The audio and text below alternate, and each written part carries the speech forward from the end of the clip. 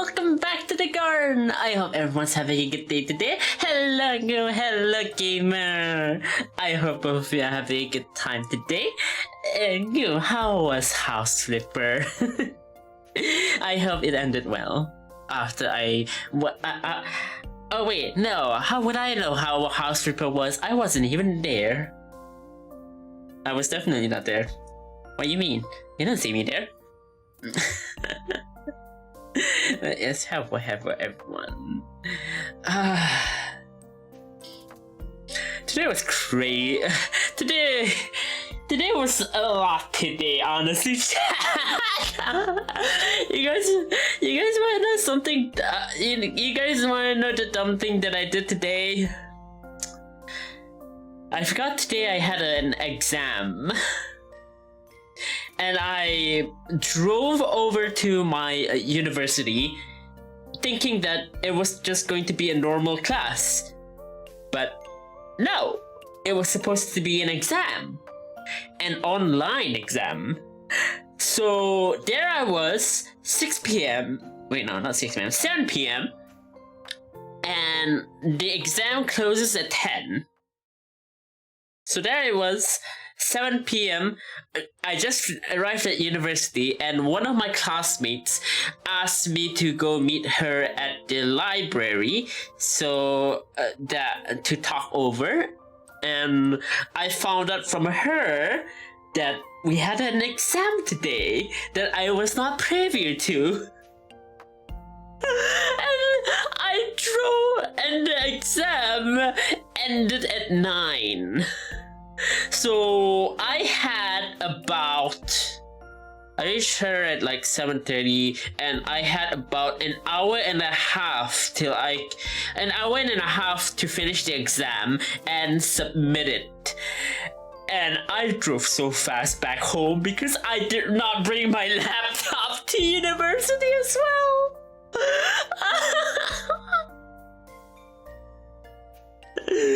And I made it, chat. I drove so fast that I had about an hour and 10 minutes at least, and I could finish the majority of the answers at least. There are some that I could not finish, of course, mostly because the test needed around 2 hours to finish, but yeah, I managed to do it, chat. You know why? Because I'm so freaking smart, chat. I'm just so smart. Not even the educational system can even beat me, nor even surprise me. Even if I had an exam right this instant, I would be able to finish it without having to stop stream. Ah, imagine that. Imagine how would you guys like a study with Quincy stream, I wonder? That would be interesting. It'll most likely just be hand cam with me taking notes, but I think that would actually dox me, mostly because whenever I am taking notes that I'm planning to read later, I have to bend my back until my face is like 1 inch away from the paper to actually write properly, or else if I write away from the paper, my handwriting will turn into chicken scratch. So yeah, it's a double-edged sword whether I want to write correctly or write quickly, and I don't know how to deal with that. But today we are gonna be continuing on with some Tiny Bunny, and and knowing that, I have prepared some delicious ginger lemon tea, and I added some honey to it because I know I will be reading a lot this stream, as well as a full bottle of water. So I am prepped and ready. I just had some coffee beforehand, but it hasn't kicked in yet. Without further ado, let's get into it. Also, I did not video capture it, so you guys gonna have to be in the void. Bye!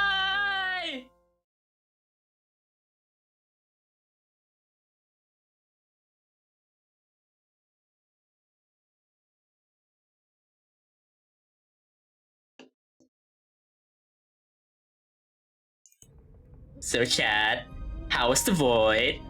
Was it comfy? Chat?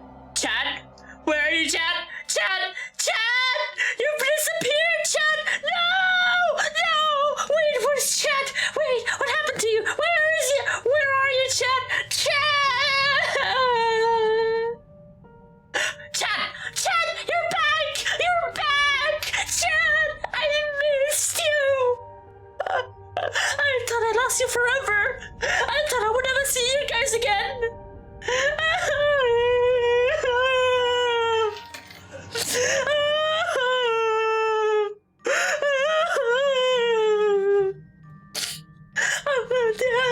I'm glad to see you all again.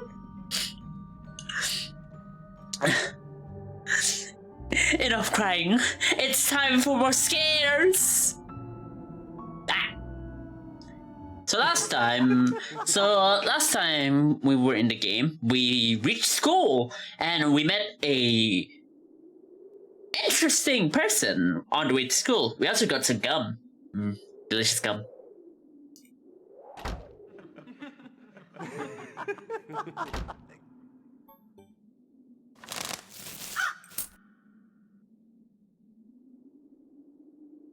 Huh. Does Russia have magpies?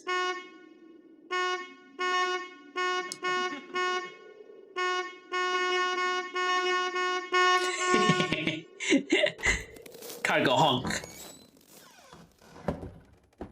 Could hear muffled voices behind the door. Saw blinking lamps.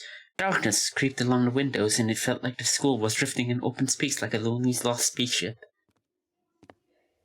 I can't read that. After going up to the second floor, I noticed a crowd around the notice board. Everyone was taking part in a lively discussion. Oh no, it's the missing kid again. I moved closer and took a look at something everyone is interested in through the wall of backpacks. There was a piece of paper with something printed on it glued to the left of the notice board.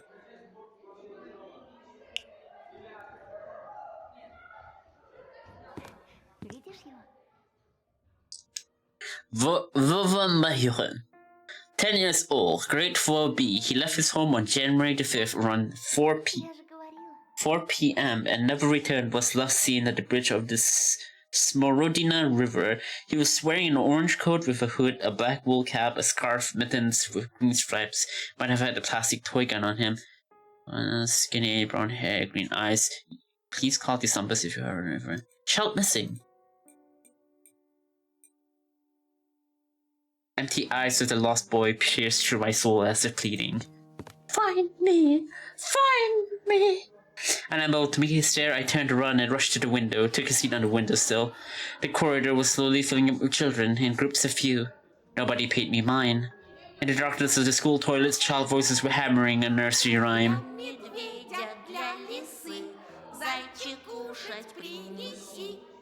For the fox and for the bear, bunny tasty meals prepare. I turned my head towards them, trying to get a better look at their features, but then my attention was stolen by a loud, clicking noise.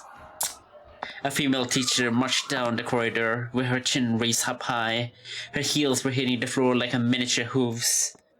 A girl was trailing her every step. Oh, she seemed smug. She was also looking pompous, stopping along the way and whispering some secrets in her friend's ears. She was probably a class rep since she was carrying an attendance register book. Katrina, take this, please. The teacher opened the classroom door and the crowd of children swarmed in, screaming and pushing. I didn't think kids would be that excited to get into class. Out of all of them, a tall, red-headed fat boy caught my attention. His face was full of blisters. He looked like the insides of a pomegranate.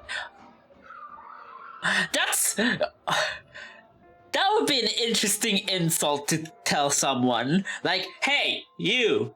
Your face looks like the insides of a pomegranate. Actually, no, that grosses me out, actually. That just reminds me of one of Junji Ito's stories about a boy who, a father who keeps chugging oil until the whole house is oily. That story gives me the heebie-jeebies, mostly because it's just gross. It's not scary, it's just gross. A bad feeling risen up the hair of the back of my head. I've seen boys like him before. Unsettled eyes, cackling laughter. The girl who was a small copy of the teacher warned the boy with a wave of her hand and entered the room through the clearing in the crowd. Some other guy stood in the way of the crowd and the redhead immediately shoved him. Move your legs, moron! The boy flew headfirst, flailing his hands, trying to keep his balance. The fatso burst out laughing and a couple of kids joined his nasty cackling. Their laughter sounded like someone was snipping with huge garden scissors. The classroom sucked all of the kids in. The corridor stood empty. Yucky. Yeah, very yucky. I wanted to grow roots and stay in the windowsill. Are those hooves? Just a handful of lampposts outside, banging the darkness. Writhing fluorescent fish in the black ocean. Maybe I can still run away. Go outside. This off in the darkness. Running through the snow, how it squeaks under my boots, how it becomes lighter and lighter with every steps. The rugged trill blew that illusion away. Hi Quincy, did you find yourself? I did not find a 7'7" bunny, no. But maybe also hi now. But maybe I'll find it in one of my clips. Go, nudge nudge, wink wink.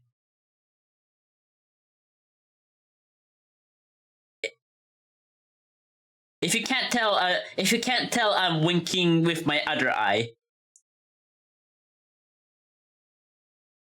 If you can't tell, I'm winking with my other eye. Sorry, did you say something? Are you gonna plug? Or is today a no plug day?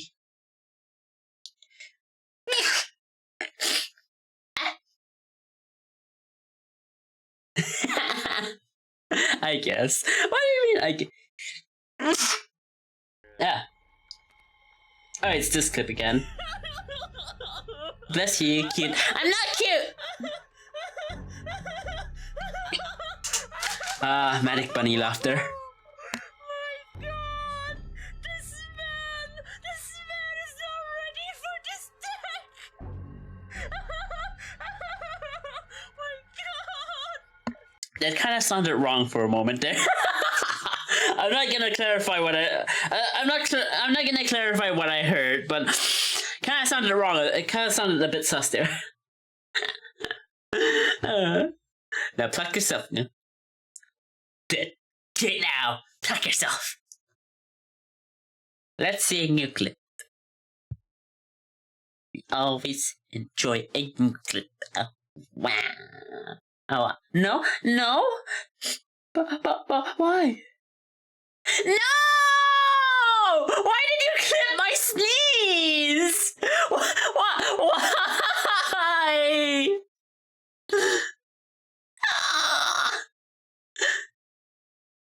It's not even one of my tiny sneezes. That was a really forceful sneeze. It was cute. It's not cute! My sneezes aren't cute. Quincy Tiny Bunny confirmed. I'm not! Also, hi Eve. No! Not this one! No! No! No, you're into secretaries. Wait, no one said that. No! I mean, Why that clip? Hi Eve, I hope you're having a good day today. Could you give Eve a shout out? And Eve, would you like to do a clip shout out or just a normal shout out? Biscuits into bathwater before eating them. Before I learned tea was a thing. So, I mean, technically, bathwater is just human tea. I will not elaborate on what I just said there, and I'm still not wrong. How are you doing today? I'm doing good. My job is clip shoutouts normally, but I can do normal if preferred. Your job is to do normal shoutouts as well, you know. But yeah, Phil, could you pluck Eve? Oh yeah, everyone should go check out Eve. They just debuted their new model, and they look adorable. also, they're commissioning a lettuce mode.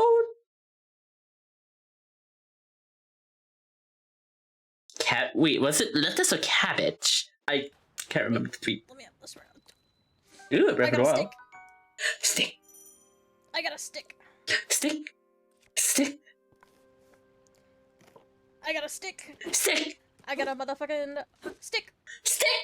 Oh shit, a stick. Stick. Kizzy, yes? It's Tears of the Kingdom, is it? I can't tell. I'm becoming lettuce waifu, this is true. You're gonna be extra delicious. It was Tears of the Kingdom, yes. Look, you can't blame me. They look the same.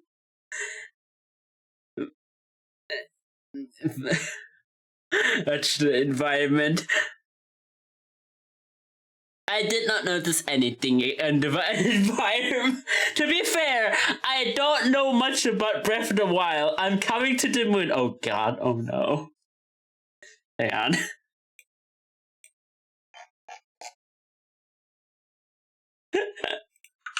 Oh god, you're coming to the moon. Oh. The door's open. Yes. I'm not staying for long because obviously not the stream I normally come to. Mm-hmm. They do not look the exact. They have differences. They have differences. Are you gonna say every part of the moon looks the exact same? Mm-hmm. Like, not to be. No, I'll stop you there. They're different. Okay? Okay? Bye. Bye, you. Thank you for coming by to the garden. The beginning part where I was does look kind of similar. See, Eve agrees with me. Godmother will now look. Alright. Bye now. Enjoy your food. Enjoy dinner. I hope you're doing good today, Eve. It doesn't look similar to anything in Breath of the Wild. I hope you're having a good dinner. I know that exact location. Of course you do.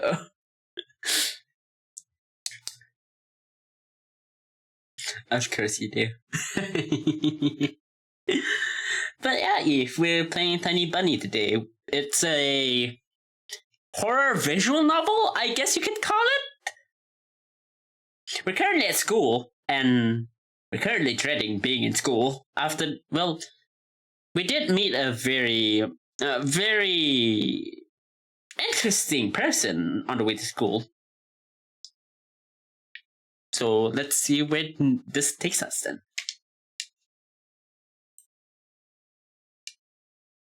I tore myself from the window with great effort, then took a couple deep breaths, trying to at least calm down my mad pulse, and entered the classroom.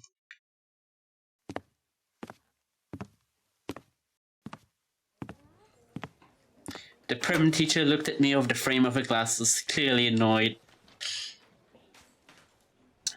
I'm the transfer student. It's a very nice touch that it's not always static. Some scenes have animation to them, and you don't see that much to touch it. A lot, I guess, but I haven't played much visual novels anyways. I was told to come here. The snowy forest trail was winding in front of my eyes. The pines rustled, but it didn't sound predatory anymore. She buried herself in the register and flicked through the pages. Your last name? Petrov. Huh? Why are you mumbling there? Say it clearly. Petrov. You're on the list. She measured me with a long and heavy stare as if trying to see if I was lying. I wanted to sink through the floor. Hazy faces observed all of that from the left. The classroom breathed and snorted in unison, like a living organism, like a dangerous beast. Are you sure? I don't have you in my register. My knees chose the worst time to start shaking and I felt dizzy. I clutched my fist so hard my knuckles became white. They told me to come to the classroom 204 to ask for Lilia Pavlovna, class 6-6, C.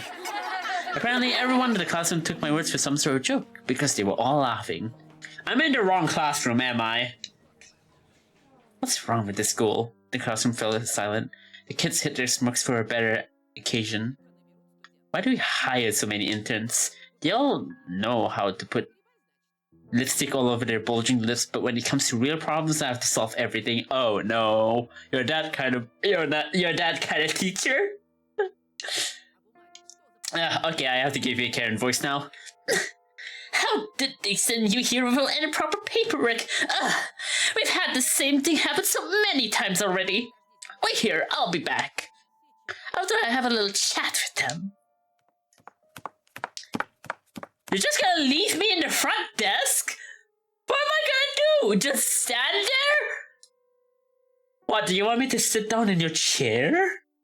The teacher flew past me, mumbling something to herself in righteous anger, and I was left standing in the center of the classroom. This is terrible.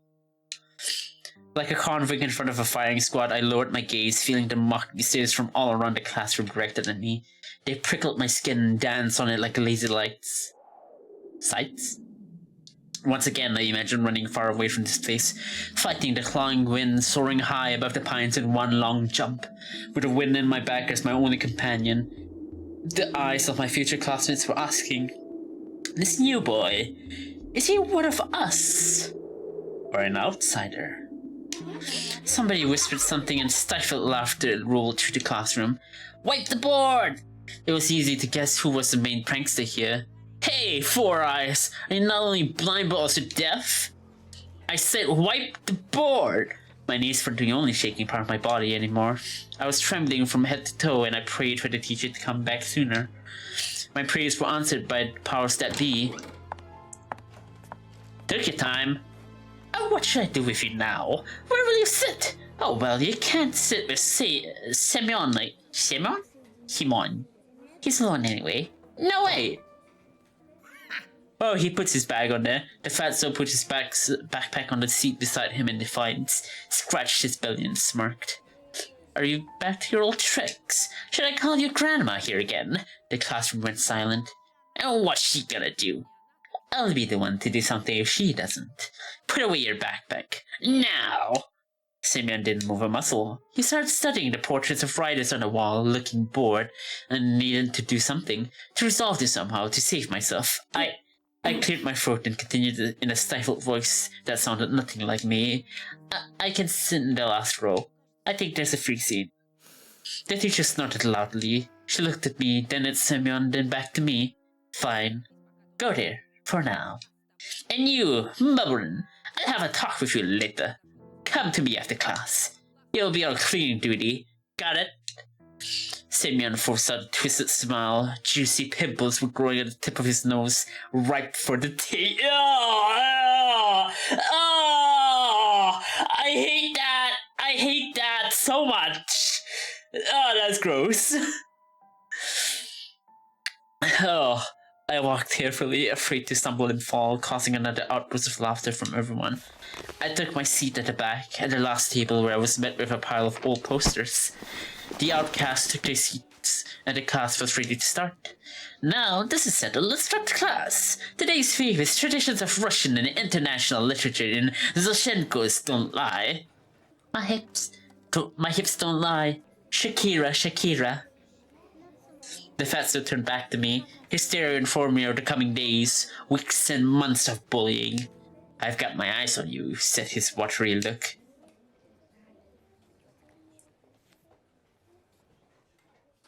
After just a couple of periods, I had already noticed a huge yellow spit stain on my nope. Ah, gross! Then at the cafeteria, the Simeon accidentally spilled a glass of compote on me. The stickiness! No! And then he flailed his hands around after exiting the toilet so some of the liquid from his hands would get on me. Did he pee on his hands? Okay, that one's just weird. Just before the final period for the day, Simon pushed me into the buzzing crowd of girls from my class. Oh no! She anime protagonist me. They made way cursing, but I couldn't hold my balance and ended up ramming my face into the girl I took for the class rep before, right in her chest. Oh no, it's an anime moment. Ow! I immediately stepped back, dying from embarrassment. I'm sorry. Are you alright? Then she suddenly put her hands on her hips. Will you look at him? Groping me in front of everyone? I'll tell my mom. They'll expel you. Parrot! There is some sort of sadistic pleasure in her eyes, as if she was a child who was about to put a lit up match to the Schaefer beetle. I didn't mean to. He pushed me. We all saw that, you know. No blind among us. Sus? She stared at my glasses while showing me a creepy smile. I started to fume on the inside, but Simeon's laughter cooled my head. I pushed you? Sure. He swaggered up to me, enveloping me in the smell of sunflower seeds and rotting teeth, and then pushed me to the ground. Ow! Like this, huh? What you gonna do now? The bully towered over me as if saying, Come on, hit me. Let me see you try. Not gonna lie, I do want to hit him. But also, if I hit him, his pimples might pop onto my hand, and that's just gross. I'll just endure it. No, I'm not hitting all of this. I'm just enduring it. I breathed in loudly, stood up, massaging my temples. Simeon made a mocking face as if asking me wordlessly, and what are you going to do about it? I looked at his red fist that seemed so big to me at the moment and realized if I said even a single word, I'd get hit. And if I keep on hitting me until I cry, or maybe even that won't stop him, and nobody was going to help me. Sorry, I tripped, but a pathetic squeak. If you could actually burn up from shame, I would have been reduced to cinders by now. Learn how to walk. A blind rat. I lowered my eyes and squeezed past Semyon. Showered me with the smell of decaying teeth. Bye-bye, sucker. The fat soul let out a large snort behind me. My muscles became wooden and I felt him wiping his hand. Why are the kids here gross?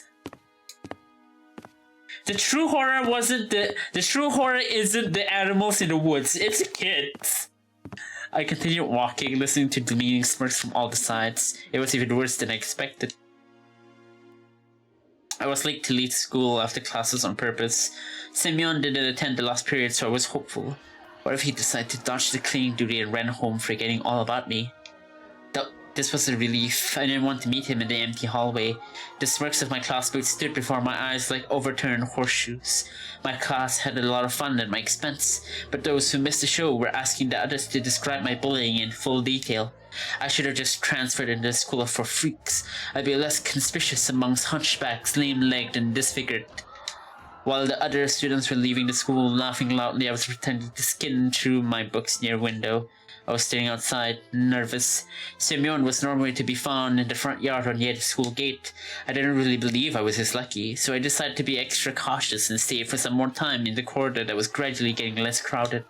All of the bustle moved to the first floor. There was a skeleton peeking at the biology classroom. Some jokesters put a cap with the American condor on its head. The sound of running water were coming from the bathroom. I was the only person left in the whole school. I'm not alone. A sudden thought came to mind.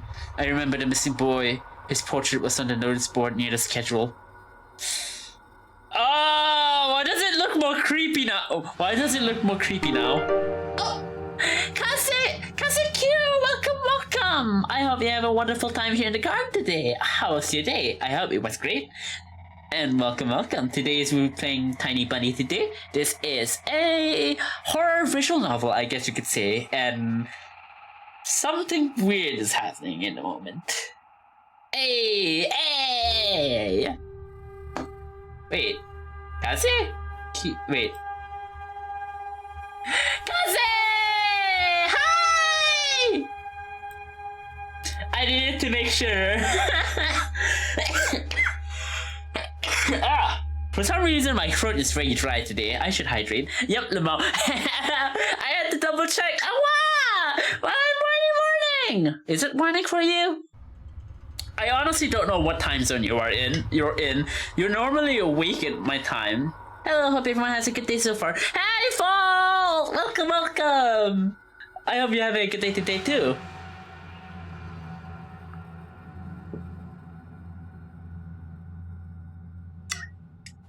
I don't know what I ate that made my throat so hoarse, but yeah, feels like I need to cough more.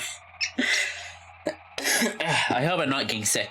Yeah, I have the Halloween party for tonight.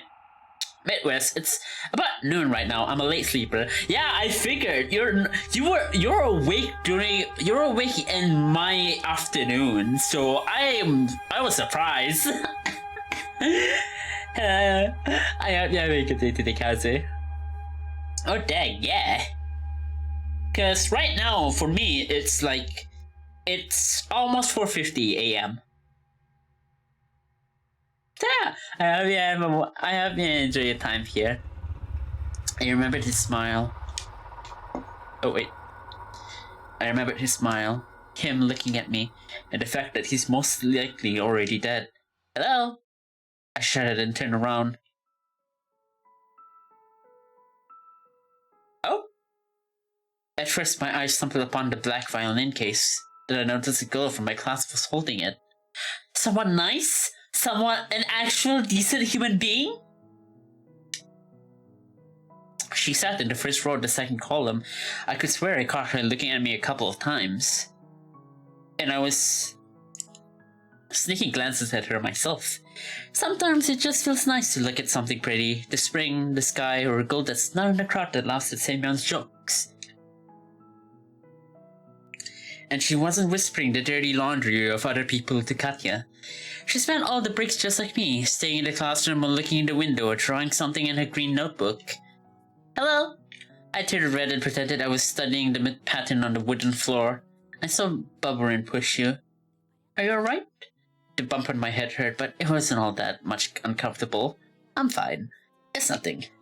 It's definitely not nothing. That idiot can't control himself at all lately. You should have punched him back. I mumbled in reply.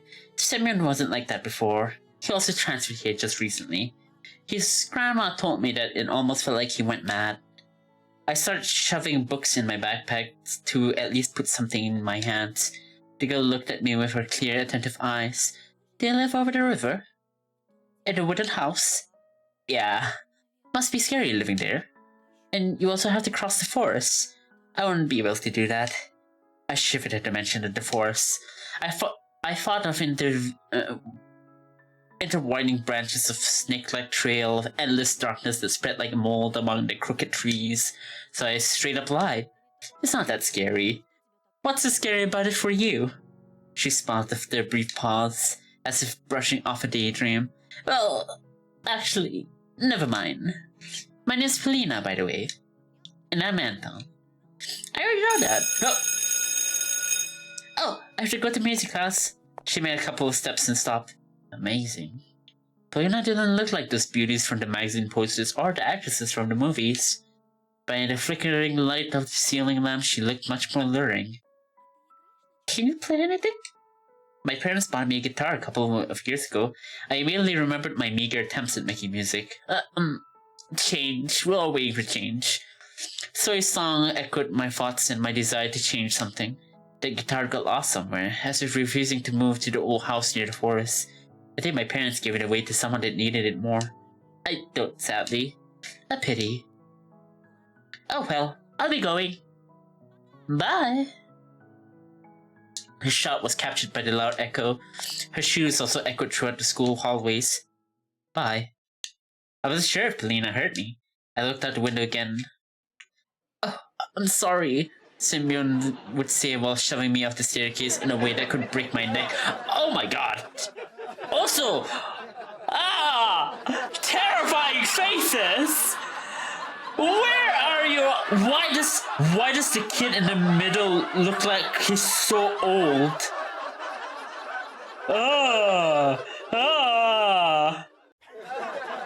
This kid's reminding me of something, but I can't put my tongue on it. This kid's, no, bad. I hate the school already. Or oops, didn't mean that after spilling compote on me in the cafeteria. And this kept happening every day. I couldn't relax for a moment because of the string of coincidence. And to my horror, I realized that it was only going to get worse and I couldn't do anything about it. I always walked looking down the school and counted down minutes until the classes ended. Only in rare moments when I caught Selena's look at me, I choked from embarrassment and was ready to fight. But as if to mock me, nothing happened. And then my rage subsided and everything returned to normal. I always went home alone. First I slipped through the village, then over the bridge across the river, and then finally through the forest. The road slithered between the trees for around 10 minutes. There were no passerby, only cars slowly crawled past me as if afraid to sink in snow. I tried walking as fast as possible because branches white from the snow and black trunks created an illusion of someone wandering the forest. Somebody tall, sneaky, who can turn into a tree or a snow pile, and then, when nobody's looking at them, continue the journey along the road. Yo, Antushka! My heart nearly stopped. Oh god, what are you doing here? From the darkness behind the pines, just like cavemen from the cave, appeared smirking Simeon with a bunch of his cronies. Oh god, I'm getting jumped. Oh god, I'm getting Jujutsu Kaisen. And who do we have here? Check out this four-eyed freak. Oh god. They surrounded me like a carnivorous pride, making me step back. The smell of sweat and tobacco attacked my nostrils. The insides of my mouth felt salty, as if I licked a battery. Ugh. Not a good experience, chat, from experience. Look at this sucker, guys. He tripped so hard at school that he broke the floor. Who'll repair it now? Will you pay for it, wimp? Don't you worry, we'll teach you how to walk right. Oh god, he's punching me with a ring. Simeon brought a sizable signet ring with some geometric shape carved in it to put in my face. In a moment, I'll hit your... I'm not gonna say that word. This is how you know this is... this is how you know this is kids. They always go for that. In a moment, I'll hit your face so hard it'll leave a mark for the rest of your life. A wheezy whisper left my lips and my head tilted forward, hitting Simeon's fist. Red sparks flew from my eyes.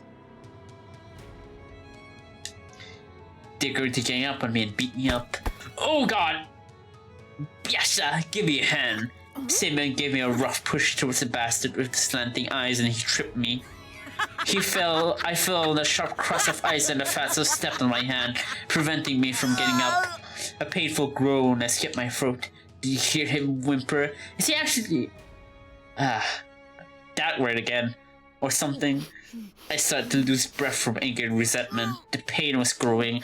My ear was hot and pulsating pain was shooting through it, like it was cut off and a ball of nettle was sewn in its place.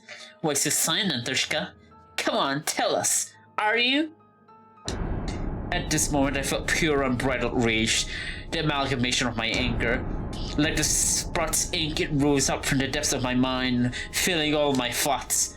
Morons! Did you know that my dad is also... What? Oh, okay, they finished it. Simeon burst out laughing. This became the last straw. Fear and anger were grappling inside me like mad dogs. Kido's Aikido, got it? And he's a vet! He'll kill the likes of you with his eyes closed. One from me and he'll... The boy in the tracksuit raised his hand, stopping the torrent of flies and made a couple of steps forward. Simeon slowly backed off, giving me an opportunity to stand up. It was a surprise for me. Seems like Bubberin wasn't the leader of the gang. In reality, they were all listening to the boy who was looking like a small carnivore with very strong and sharp teeth. Pines were swinging back and forth like solemn guardians. Did he believe me? Or was he confused by my face, twisted with rage? A vet, you say? My dad also fought in the war. In Afghan. And yours? Mine too. Oh really? And what force did he serve in? I stumbled. Fear chomped at my rage's throat and made it bleed. He's full of... What did I say for that? He's full of heck, Robka. Sure as heck, eh? Do you think I'm so easy to trick? I can see through all your lies. This gets swear a lot. There's a nasty smile on his face now. This didn't bode well for me. Oh wow, his teeth are very sharp. Well, you've asked for this. You're hacked. That's right. Pray that they find your dead body come spring, eh? If only you stayed silent, wouldn't have lost a hair. But hacking around with stuff like Afghan, where my dad spent time under fire on international duty, and hacking Dash the Margot? I wonder if I'm saying that right. I don't like swearing cause swearing's mean. Or also very unnecessary in a conversation. Give him a good pounding, Shoma. Oh, so Shoma is the muscle. That guy's the brain. What's the other guy? The delinquents closed in on me again, and I ended up in front of Simeon. Blood was popping in my temples. Branches were swaying back and forth as if whispering something, giving me hope. I gritted my teeth, fighting the thought that I looked silly, and took a boxing stance I often saw in the movies. Where are ya, heckin' Mike Tyson? This was my first ever fight. I'll remember it for the rest of my life if I don't kick the bucket, of course. At the edge of my vision, I noticed the darkness thrive again, as if someone was walking back and forth there. I sensed Roma's claws grab my backpack. Give me your stuff, Antushka. It'll get in the way. I was about to refuse, unwilling to cooperate with the bastard, but then he fished the butterfly knife out of his pocket with one smooth motion, spun it as if showing off, and put the blade to my neck. Hey, easy buddy. I can make it painful. Why are you kids carrying a knife? I let out a cloud of steam instead of words. Romka pulled with all his might, and my backpack ended up in his pants, calm and relaxed. An insidious smile on his face, he looked into my backpack. Are you hiding something from us? Some rat stole my school shoes. Let me see if it was. And what's this? Romka gave me a dubious smile. So what do we have here? My texts and notebooks fell in snow. I was holding my backpack on one hand and something weird in the other. It looked like... the mitten? Bunny mask! A mask? Roma lifted it high as if showing to someone else, to someone in the treetops in the twilight among the trees. An old bunny mask. Long, worn-out ears, barely visible nose and whiskers, mangy fur on the sides. Where did it come from? Who put it there? Simeon laughed. It's way past years, moron. Are you really a loony? It's not mine. How come it's not? It was in your backpack. Romko was watching the scene unfold with an evil smile on his face. You know what? Put it on. Why? 'Cause I'm telling you to. You'll hop like a bunny for us. Yeah, come on. We'll leave you pantless. Anything but this. What if someone from our class will pass by? For example, Polina. No. Shoma put it on him. Biasha rushed to his friend's side and took the worn-out mask from him with a buffoonish bow. Then he passed it to Simeon. He was already rubbing his hands in anticipation. I looked around the pine woods, as if waiting for help, as if the shadows that writhed around us would take pity on me and take my side. Branches looked like arms, twisted in unusual angles. Blackened bark was the charred skin, and the darkness was the smoke they produce. I can't run, won't get away. They'll catch me, and then... here. It'll fit better this way. Oh! He hurled a huge ball of spit on the inside of the plastic bunny's face and put it close to mine. Don't treat bunny stuff like that! His spit looked like a squash spider. Romka's face twisted. He spasmed like a beast, like he wanted to tell Simeon something, but then he suddenly stopped. Simeon was still close by, with a disgusting smirk on his face and a terrible smell coming from his mouth. Put it on, fast, or you're dead. The mask almost looked even more disgusting now, yet despite everything, I felt like it was a chance for salvation. It could become my second skin, if only I was able to put it on, if only my face was to touch its bumpy surface. I'm sure the fur will glitter, the ears will tremble like they're alive. I just need to put it on, and Simon and his friends will be gone. Forever.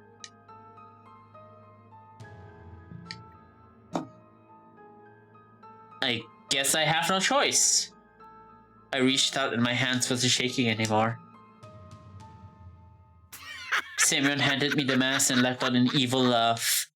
The fur felt warm to the touch, just like I expected. I got goosebumps. Electricity flowed through my spine. This is it. My salvation. A voice whispered to me from the well of my subconsciousness. Just put it on, and nobody will hurt you. The forest froze, gazing at me with cracks in the bark. I acted slowly. I took off my glasses. got rid of the nasty spit on the papier-mâché. There was a movement inside of the bunny face, as if something was trying to break out, and I needed to help it. I lifted up the mask and started moving it towards my flaming cheeks, just like that in the movie with Jim Carrey. Oh, he's washed the mask! This mask had power. This mask had strength. Cotton touched my skin. I have become Bunny. It enveloped my skull, my nose took the shape of my face. It smelled like an animal lair in pine. My lips touched some sort of hard, wavy material. My armor. Strangely enough, through the slits of the old carnival mask, I was able to see as good as through my glasses. A trio of boys frozen in the clearing. Snowflakes frozen in the air. Semyon looks nervous for some reason. The trees, whose shadows formed black streams towards me, and a weird silhouette in the early twilight behind the windfall. In all that sound, Semyon nervously whispered, "Hey guys, what's up with him?" I broadened my shoulders. My muscles felt like they were made of steel. Invisible plumes of fog flew towards me, breaking out the trees. I was absorbing the force power with every pore of my body. I smiled underneath the mask. No. I showed my teeth. My fists were itching. My stomach was growling. He's turning. You asked for this. I made a step forward. Semyon carefully stepped towards me as if he was walking on thin ice. A trail for my dreams snaked in front of me again. Endless, alluring, it was beckoning me away from all the problems to the new wonderful world. The world of magic Neverland. I pulled on the zipper, opened my coat and threw it into the snow with a fast motion. Then growled. I felt like something was frantically looking for the exit underneath my skin. I went with Semyon. He's turning. Turning into a hacking Arbor. The claim blew up in hysteric laughter. Biasha was clutching his stomach. Roma smirked, shaking his head. And Semyon, who was laughing the most out of the trees, spat on his knuckles, waved his fist like a club. He really likes to spit on stuff, huh? You're such a moron, Tusha. A fist collided with my mask. The fur didn't dampen the blow at all. There was no power, no magic smoke coming from the pines. I flew towards the bushes and landed on my butt. My vision, bolstered by adrenaline a moment before, returned to normal. Now that was something! I thought he'd get on all fours and tear us to bits, like a carrot. Yo, did you see that, eh? Did ya? Does this count as him hopping? This was even better, I sobbed. The mask had one advantage. If I cried now, nobody would see my tears. What a loony. You belong in a loony house. For animals, eh? Semyon put his knee into the snow pile and ripped the glasses out of my numbed fingers. Give my glasses back. I won't make it home. Bull crap. Haven't you heard that bunnies have good sense of smell? I do not. Chat, do not believe him. I do not have a good sense of smell. My nose is blocked like 70% of my life. It's blocked right now. So don't worry, just use it. Also, he's wrong. Bunnies have good hearing. What did you think smell? Hippity hop, hippity hop. Simon shoved the trophy in his pocket and flashed me a toothy grin. Besides, bunnies don't wear glasses.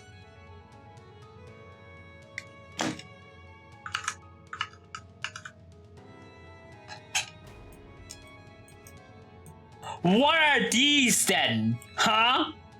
Huh? These aren't just for show. These are actual glasses. I can't see without them. Heckin' bunny slander even in the game. Can you believe that, chat? Can you believe that? I can't believe that. I can't. I won't take this bunny slander, chat. This is bunny slander, and I won't take it. Now scram! I'm not saying that word. I stood up, still wobbly. The trees became blurry dark wall. 3 bright silhouettes were wobbling around me. There were black spots on them. There were eye sockets and mouths, but it looked to me like there was more of them than it should be. I turned to the forest. Semyon's boot came to my rescue, kicking me in the butt and quickening my shameful retreat. Hippity hop, hippity hop. I threw the mass into a ravine out of spite, and then zigzagged through the fire break, alone in a giant snow-laden world. The trunks turned me bent in all directions. The treetops disappeared into the darkness above me. The sky was pushing me down. I wanted to cry, but my eyes were completely dry by now. Only sadness and longing were left.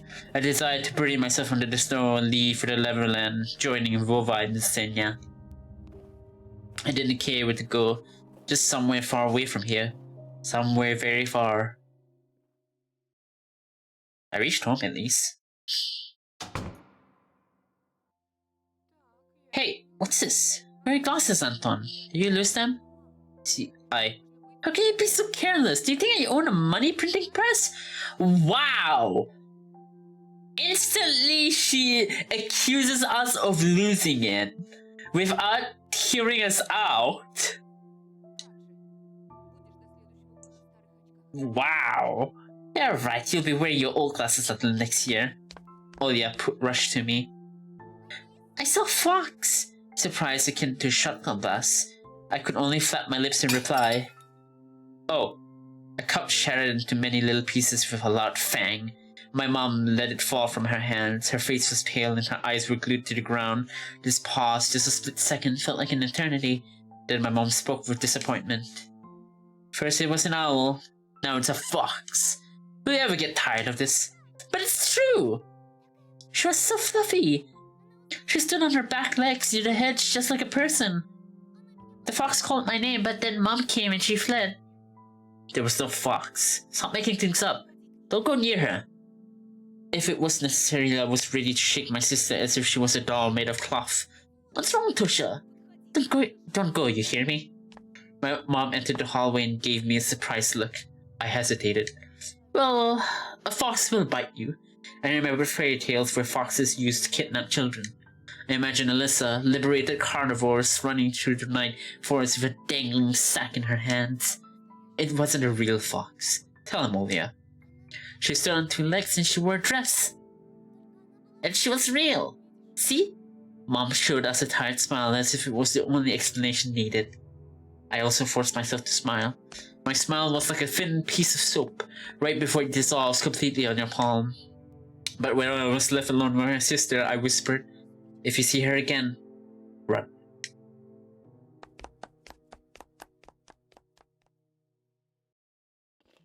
I shut my eyes and threw the vitamins in my mouth. Washed them down with water. Please. Stop driving me mad. Please. I was doing my homework on a Friday evening, like usual. I had already finished the hard part. There was only my art homework left. My favorite subject. Ah, yes. This is what people who don't know how artists draw think what drawing looks like. Ah, yes, I will draw. I am an artist. This is how I draw, chat. Ah, yes, I have finished drawing. I need to draw some sort of magic beast. I wanted to draw a dino at first, but my brush reached towards the orange paint all by itself. Fox, hi! One stroke after another, the picture of a fox started slowly forming in the piece of paper. She was almost popping out the snow, white sheet. She stood on her back legs and wore a sly smile. My brush moved again, drawing a fluffy tail. A moment later, it dropped out of my weak hands. After I finished my drawing, I spent a while studying it, surprising. As if I couldn't understand where this red beast came from. The longer I looked, the scarier her smile felt. Carnivores, fake like the smiles of women from adult magazines that were sold in press kiosks back in the city. An alluring smile that masked deep-seated malice. And the fox's eyes turned out red, as if bloodshot. They looked more like bullet holes you see in action movies. I don't remember drawing them this way. I moved away from the table and the lamp's light reflected from the wet paint. The drawing was glossy. I felt like the fox was watching me, waiting. Anton! Are you deaf? I was just thinking. I'll ask you again. Have you seen your... Wait. What happened to Olya? She's hiding somewhere again. Something moved under my bed and I froze. Olya's dirty face peeked out with her finger pressed to her lips. Shh.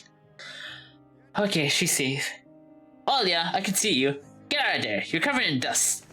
Olya crawled from under the bed and started dusting off her stockings, looking down. Let's go. I'll read you a fairy tale. Keep you company until you fall asleep. I want to sleep with you, not in that room. It's... Mom entered the room. What, the owl again? And what do you think? Olya, it won't come anymore. I chased it away. Olya shook her head in defiance. It didn't. And it will come. It said it'll come every night. Oh? It talks now? Olya ignored the question and then asked with newfound determination. Can I sleep with you? Please? This will be the last time. No. Did you say yesterday was the last time? Olya, you're a big girl now. Why don't let her sleep in my room? I thought it was a great idea, but Olya shook her head again. No, I don't want your room. It watches you too. I felt goosebumps all over my body. Enough! There's no owl. You're sleeping in your own room tonight. Got it? Mom, please. Aww. Poor baby. Please? Mom took Olya's hand and tried to lead her out of my room. Let's go, sweetie. Don't bother your brother. Olya clutched the bitch's head with her free hand. Please, please, please. I don't want to go to it. Mom was tugging Olya towards her, but she didn't budge. Only the bed's head squeaked in agony. Dad intervened by picking Olya up and carrying her out of the room, despite her desperate protests and pleas. No! Don't take me to it! It's going to watch me again!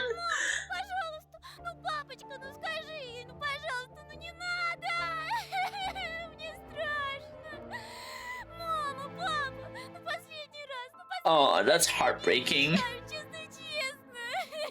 Oh, that's actually really heartbreaking. The voice actor did a really good job. I've listened to them struggling to make my little sister go to bed for a while. In the end, my parents gave up and let Olya sleep with them. But it was surely the last time. Ever. When everybody settled down, I was lying in my room, thinking about Olya's words. It's watching you too. I felt uncomfortable. I barely managed to calm down only after closing the curtains in my room shut. But as soon as I closed my eyes, memories of my days started jumping around in front of me.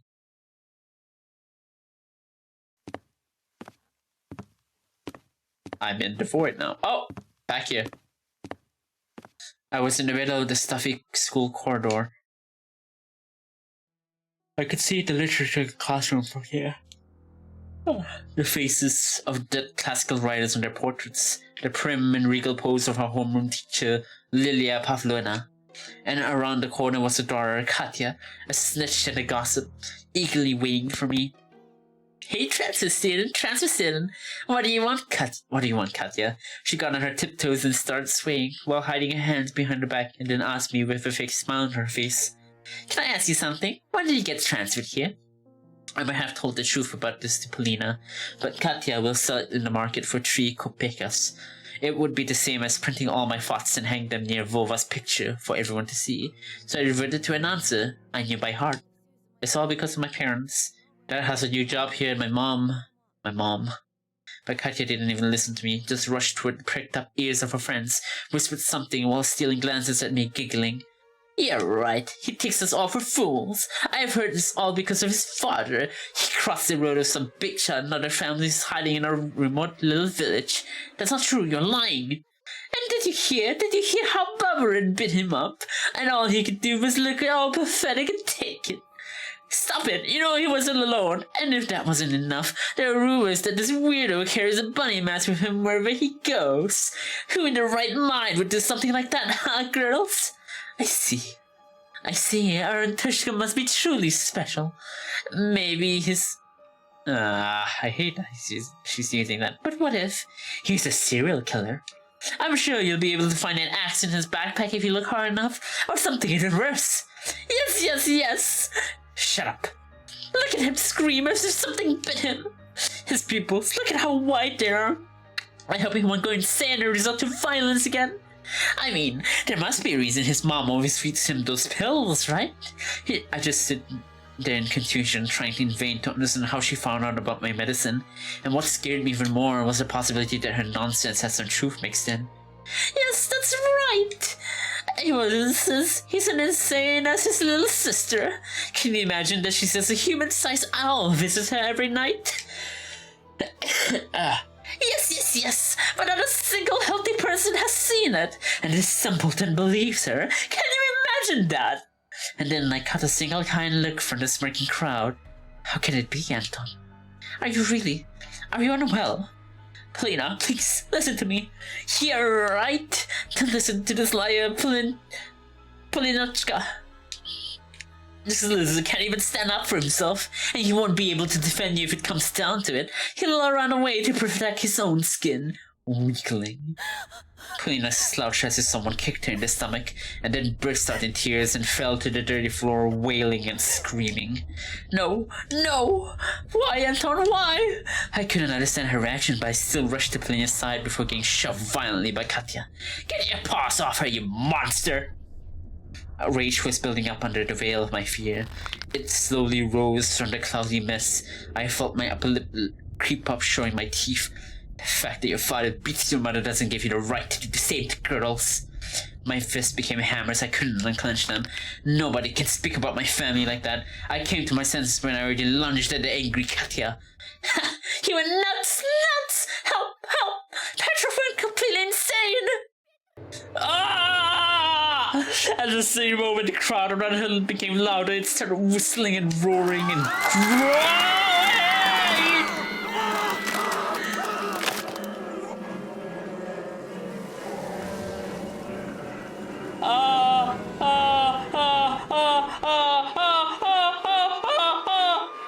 The subtle silhouettes of my schoolmates became larger and wider. They shot upwards towards the ceiling, turned into a giant-like forest chock full of toothy faces.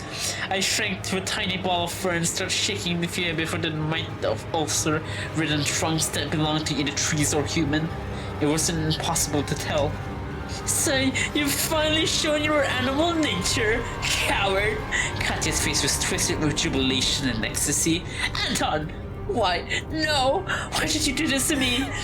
Polina screamed while choking on her tears. Hi! He's just an animal, an outsider.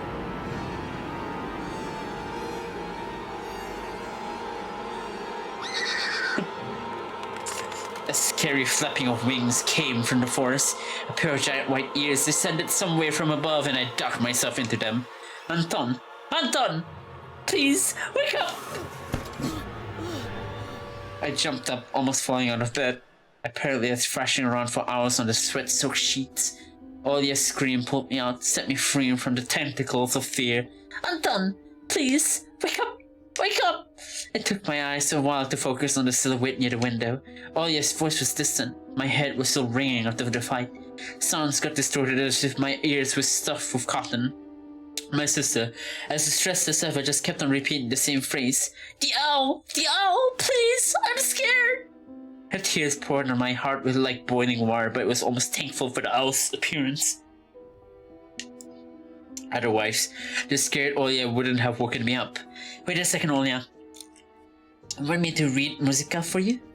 I placed my bare heels on the floor, felt around for my glasses, and remembered Semyon, his underhanded act, and sighed. Anton, please look! She couldn't tear her eyes off the window as if it was a staring contest. I found the light switch with my hand. The lamp poured bright light all over me. I got up. My vision fooled me, moving the window closer only to push it farther the next moment. My sister was just a blurry spot. I took hesitant step forward. Why would my sister be by the window? Olia, what's there? What happened? Do you want me to open the curtain? No, please don't! The owl's there! The voice was coming from behind.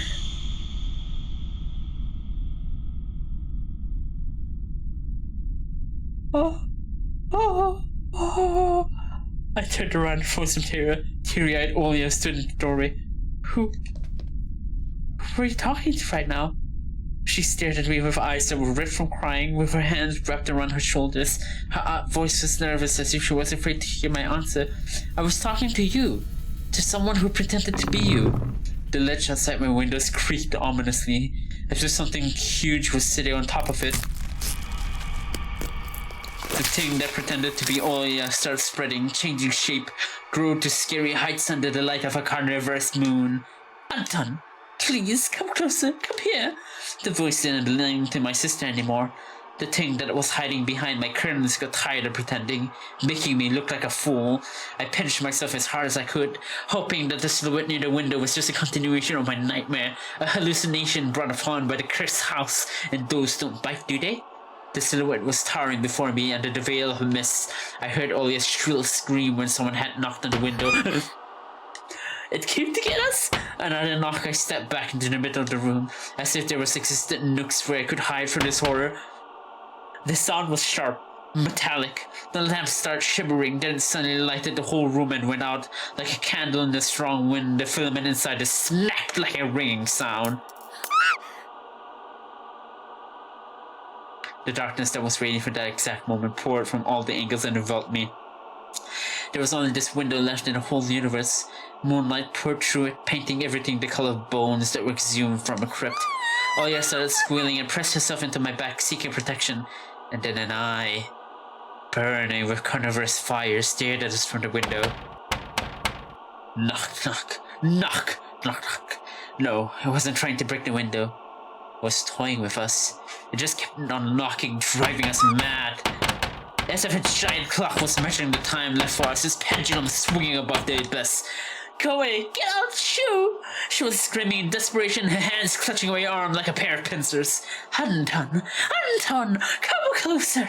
I could barely make out a pair of wings that spread out above the black spot. Tell her, Anton! Tell her that I won't be a bad girl anymore! Never ever! I just wanted to leave! Please! The moonlight suddenly disappeared and the moon room descended into darkness. We couldn't see the burning eye anymore. I swallowed the stingy lump that was stuck in my throat. I stepped towards the curtains, entranced by the call of this disfigured guest. Olia was standing behind me, mumbling, I'll be good, I'll be good, I'll be good, I'll be good. The bleak window was creeping closer, curtains rustled. I reached out to move them aside so I could look my fear in the eye. At the moment, I heard noise coming from our parents' bedroom. Without thinking, I pulled the curtain to the side in one swing. Nothing. Though there was something shining in the ledge among the scattered feathers. My glasses.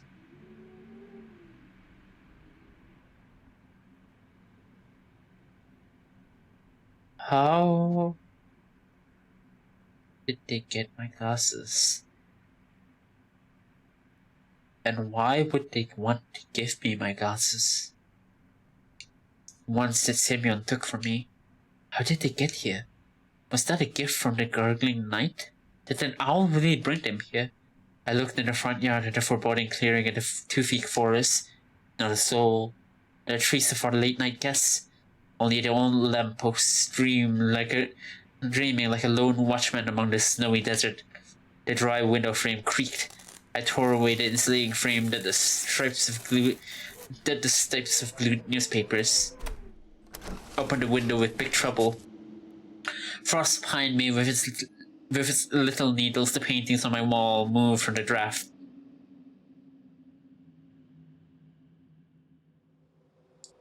I touched my glasses. Sure, they would melt in my hands, but they were real.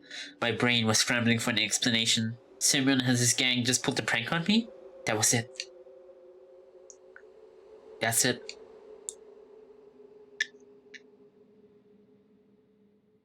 A smooth white blanket was glittering under the street lamp just outside our yard.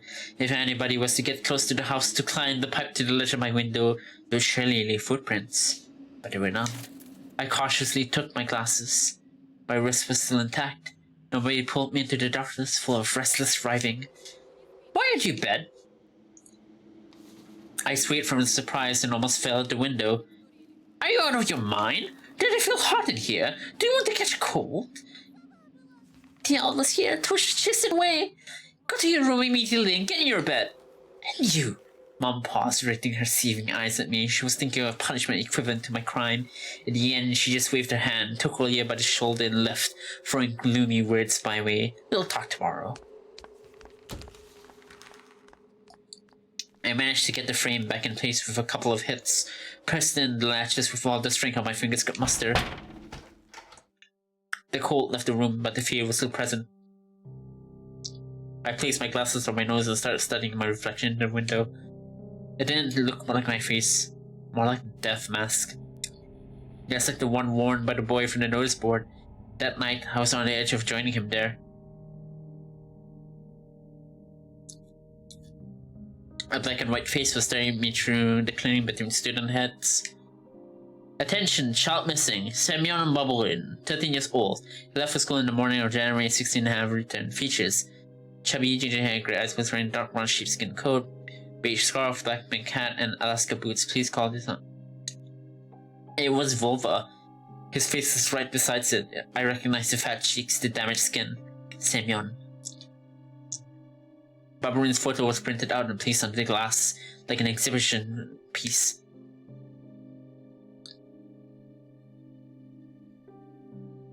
Oh no. And I'm wearing the glasses. Or then the wolf's grey fur still stand.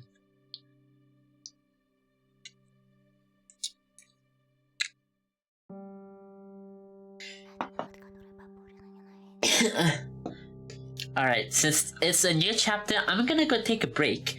And I'll be right back, chat.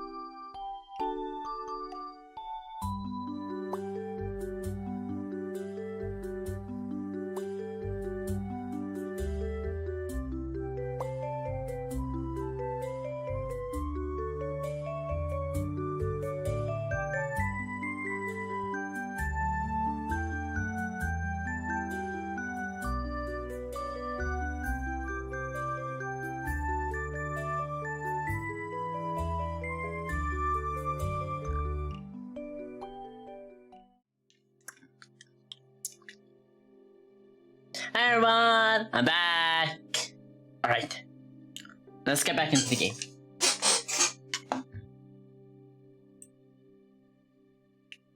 He's the one who hated bubblegum. You think he did it? I've heard he's a weirdo. I hurriedly rubbed my glasses. Simeon was clutching them in his fist while I was getting beaten up, and in just a couple of hours this lost iron was lying on the ledge of my window. It was hard to imagine that Shioma suddenly got guilty conscience and returned my glasses in such a strange way. I was shocked but kept walking towards the classroom, accompanied by nasty whispers all around me. The photos still stood before my eyes. Samyon has gone missing. Samyon is gone. His fat fingers will never get to my throat. His signet ring won't smash into my chin. He'll never humiliate me again. Wasn't that what I wished for? On the other hand, did I really wish Samyon to become a murky stain on the notice board? He was still someone's son, or a grandson, and he went through the same struggles as me. I need to blow my nose.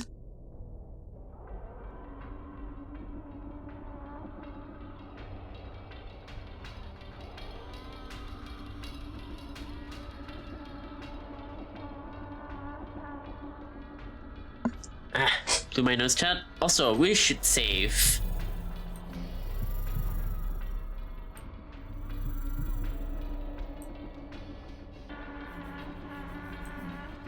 Alright. Did I really wish for my unseen companion to dispatch him in such a brutal fashion? I didn't know the answer, or I was scared of it. Nonetheless, school still had something nice about it. Polina, the girl with a violin, was still like a mountain spring, like well water that you gulp down, pressing your lips against the zinc outer ring of a bucket and can't ever get enough. What if I make her one of the characters in the story I'll draw? The protagonist will save her from terrifying monsters. Uh-oh. Uh-oh. Trouble's coming. Oh hey, one of the lackeys' jacket says boys. As soon as I thought of monsters, a bunch of my classmates slid down the rail, smirking like the xenomorphs from the Alien. I immediately felt larvae of fear rife in my stomach. I didn't want to cross paths with Romka and Biasha after what happened yesterday, especially since Semyon suddenly went missing. Uh-oh. No! Polina! Don't leave me here! I entered the classroom and went towards the last row. All the chant suddenly died down, so I walked there in complete silence. It felt like my classmates pushed and poked me with their stares. They carefully observed my every move. They looked at me like a mortifying mix of pity, ridicule, and derision, like a scientist looks at an ugly representative of a newfound species of worms. I stared at the desk with a huge pile of library textbooks on top, my fists clenched. It felt like I was the one who disappeared in that stowaway force, and my desk was finally used for something worthwhile. Semyon's empty chair stood in front of me, the chair that once belonged to Vova, gathered dust somewhere in another classroom.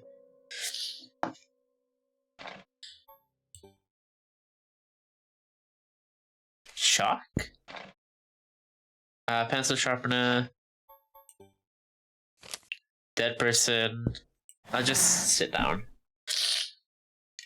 After a moment of hesitation, I sat down at Baburin's desk, the place where I was supposed to be assigned by Lilia Pavlovna at first. The chatter resumed as if someone just unpaused the movie. Baburin's grandma made such a fuss when he didn't return home. First she ran to the school, then called the cops. Yes. Katya snuck a cunning glance at me, then leaned in to her neighbor and whispered something. Girls from the second row also leaned in. She shared something with them too. Whispers, nods. I kept catching her stare at myself. Her neighbors stared too. The whole class was watching me. It was like they felt the need to watch me because they were searching for traces of blood on my fingertips. I wanted to defend myself and shout, "Guys, listen, I'm innocent!" The delinquents turned around and stared at me in silence. Their looks were dripping with malice. But why? What did I do to them? Their friend went missing and they're still focused on me? Suddenly I noticed Biasha drilling a hole in my nose with his eyes. It felt like he was about to point his fingers at me, shouted at the top of his lungs, "Everyone look! Bubberin snatched his glasses yesterday and now he has them back! Murderer!" But he remained silent as if there was something special at all about my glasses. I may be going mad, but I think Biasha knows something. He knows something, but he won't tell me what. As if looking for protection, I clutched the ruler until my hand hurt. You don't have to be Columbo to solve this. Who held a grudge against Bubberin? The metal ruler fell out of my weak fingers. It hit the floor with a jingle and that made the other kids shudder. Katya bit her tongue and squirmed nervously. Chairs scraped against the floor. My classmates moved away from me, closer to the exit, towards the teacher's desk. I was not the only one to catch wind of the change. Romcon and Biasha looked around and winced in contempt. Too bad that they weren't afraid of me like everybody else. Shut it. I bet you Bubbery just got a whipping for his old hag and ran off. They'll find him soon. They'll find him all right. In a ravine with his stomach cut open. I gulped. Oh god. I imagined Shoma on a snowy blanket, his face white like a fish belly, split down the middle by the crevice of his mouth, slow flicks falling on his glassy eyes and filling up his throat. See? I could almost hear his condescending tone. It's all your fault. But was Semyon the only one to get justice for bullying me? Weren't all of them supposed to disappear? Romka, Bisha, Katya? Along with every laughing onlooker? Of course, Semyon did me a favor by disappearing. Thanks to him, my classmates now stared at me in awe, but there was only one side of the coin. What if I'll have to repay that favor soon? The door creaked clean and entered the classroom. I stared